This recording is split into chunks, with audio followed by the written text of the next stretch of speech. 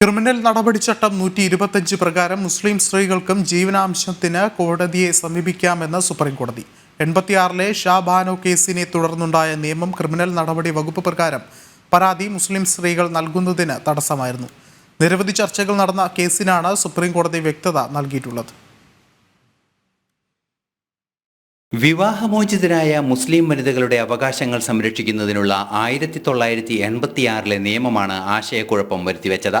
Criminal നടപടിച്ചട്ടം 125 പ്രകാരം പരാതി നൽകാനുള്ള അവകാശം മുസ്ലിം വനിതകൾക്ക് ഉണ്ടായിരുന്നില്ല. മഹല്ല് കമ്മിറ്റികളുടെ നിർദ്ദേശാനുസരണമാണ് ജീവനാംശം ലഭ്യമായിരുന്നത്. രാജ്യത്തെ വിവിധ ഹൈക്കോടതികൾ ഇക്കാര്യത്തിൽ ചില നിഗമനങ്ങളിൽ എത്തിയിരുന്നു. ഹൈക്കോടതി നിഗമനങ്ങളുടെ സാധൂകരണം കൂടിയാണ് സുപ്രീം കോടതി വരുത്തിയ വ്യക്തതയിലൂടെ സ്ഥാപിക്കപ്പെടുന്നത്.